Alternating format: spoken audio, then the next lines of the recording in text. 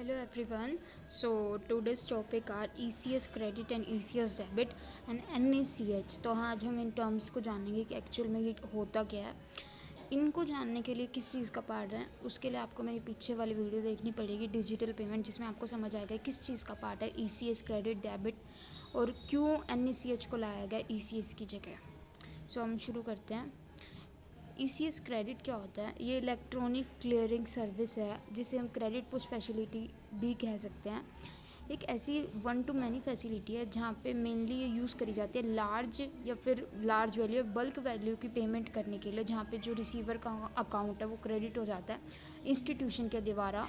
कई सारे इंस्टीट्यूशन है जो ये सर्विस प्रोवाइड करवाते हैं ECS क्रेडिट की, जहाँ पे वो जो भी रिसीवर है उसके अकाउंट को क्रेडिट कर देते हैं और यहाँ पे लार्ज अमाउंट का यूज़ करा जाता है। और मेनली जो पेमेंट्स हैं ईयरली बेसिस पे या फिर हाफ ईयरली बेसिस पे करी जाती है, जैसे कि सैलरी को देना, डिविडेंड देना या फिर कमीशन देना ओवर टाइम, कुछ समय के लिए, कुछ समय बाद। और एक बहुत कन्वीनियंट मेथड है बल्क पेमेंट करने के लिए। नेक्स्ट है ECS डेबिट। ECS डेबिट में क्या होता है?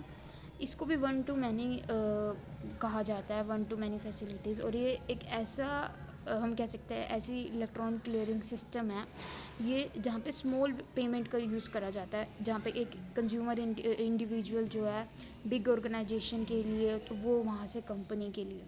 यहाँ पे बिग वैल्यू का यूज़ नहीं किया जाता, यहाँ पे स्मॉल वैल्यू का यूज़ किया जाता है। ये एलिमिनेट करता है पेपर यूज़ को। जैसे कि हम कभी पेमेंट करते थे, हमें गवर्नमेंट के पेपर्स को बहुत साइन करना पड़ता था, बैंक में जाना पड़ता था, बहुत सारे फॉर्म फिल करने पड़ते थे। यहाँ पे अपने को ऐसा कुछ नहीं करना पड़ेगा। यहाँ पे एक इंडिविजुअल अपने आराम से बैठ के अपने telephone bills, electricity bills, online payment कर सकता है, कार्ड पेमेंट कर सकता है, इंश्योरेंस की पेमेंट कर सकता है। तो ये था ECS डेबिट। आगे हम समझेंगे कि NACH क्या होता है। ये होता है, इसकी फुल फॉर्म है नेशनल ऑटोमेटिक क्लियरिंग हाउस। ये क्या था? द RBI ने ऑफर्स किया था कि ECS सिस्टम को।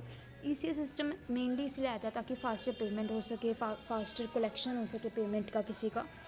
लेकिन ECS जो था एक इलेक्ट्रॉनिक मोड था, इलेक्ट्रिक मोड से पेमेंट हो जाती थी, जहाँ पे ये रेपिटेटिव था नेचर। मतलब इसे हम शायद एक बार ही नहीं, दिन में शायद 10 बार भी कर सकते हैं, कितनी बार भी हम इसको कर सकते हैं। लेकिन ECS की भी कुछ डिसएडवांटेजेस थे, लाइक ये 30 डेज़ लेता था किसी भी मतलब कि किसी भी पेमेंट को एक्टिवेट करने के लिए आफ्टर सबमिटिंग। जैसे कि ECS को हमें शुरू करना है तो हमें इसके लिए फॉर्म फिल करना पड़ता था, उसके 30 डेज़ के सबमिट के बाद हमें ECS का अराउंड ECS मिलता था, ECS सिस्टम हमें यूज़ करने के लिए। तो इस चीज़ को ओवरकम करने के लिए NACH को लाया गया। ये बना है NPCI के गाइडेंस में। NPCI क्या होता है? National payment corporation of India. इसको जानने के लिए आप मेरी एक वीडियो देख सकते हैं जो डिस्क्रिप्शन में, जिसका लिंक पड़ा है। ये वहाँ पे मैंने पूरा अच्छी तरह समझा रखा है एक्चुअल में होता क्या है। और ये बहुत ज़्यादा नाच NACH ये आया था कि सेम से कि ये कंसोलिडेट करता है मल्टीपल ECS सिस्टम, जितने भी ECS सिस्टम है उन्हें एक जगह लेके आता है across the country.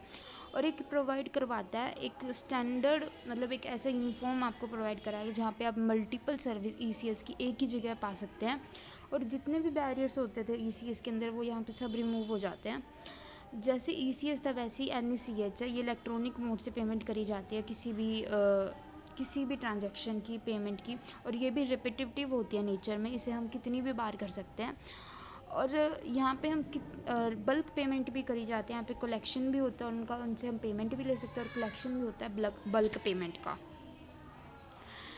Bulk payment में इंक्लूड क्या होता है? जैसे हमें ऑटोमेटिक पेमेंट हो जाती है, जैसे कि हम एक कंपनी ने अपना कुछ भी कर रखा है कि उसे हर 6 महीने बाद इंटरेस्ट देना अपने पार्टनर्स को, तो वो जो है इस NACH के अंदर वो अपने हर 6 महीने के बाद क्रेडिट हो जाती है वो चीज़। ऐसी सैलरी हर महीने हो जाती है, पेंशन भी एक्सेप्ट करी जाती है।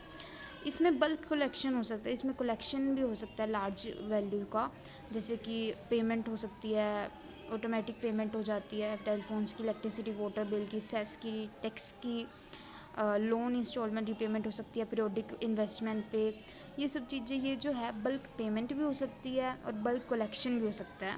ऑटोमेटिक पेमेंट हो जाती है इन चीज़ों की। ऐसी जैसे ECS के क्रेडिट डेबिट थे, ऐसे ही NACH के भी डेबिट और क्रेडिट है। ये जो 1 मई 2016 से NaCH ने रिप्लेस किया था ECS को।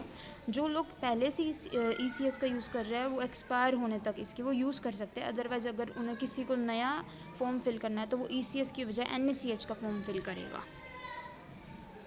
ना आज क्यों NaCH क्यों डिफरेंट है ECS से?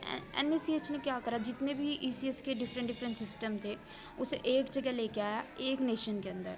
ये एक रिडक्शन करता है। जब भी हम ECS का फॉर्म भरते हैं उसके सबमिट होने के बाद 30 डेज़ बाद हमें उसको यूज़ करने के लिए मिलता है, लेकिन NaCH में सिर्फ आपको 10 डेज़ लगते हैं सबमिट के बाद।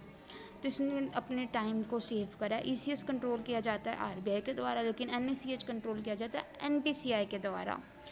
NaCH में क्या था, ECS में ये नहीं था कि हमें अगर कोई भी दिक्कत आती है हमारी पेमेंट से रिलेटेड तो हमें उसके लिए कोई मैनेजमेंट है वहाँ पे। लेकिन NaCH में एक well defined dispute management system बैठी है, जहाँ पे आपके अगर कोई भी इशू हो, कोई भी ग्रीवेंस हो, वहाँ पे आपकी सुनाई करी जाती है। ECS में जो भी लोकल बैरियर्स थे वो यहाँ पे NaCH में सारे रिमूव हो गए। तो ये था ECS और क्यों NaCH को लाया गया ECS की जगह। अगर आपको अच्छा लगा तो please like share and comment and thank you.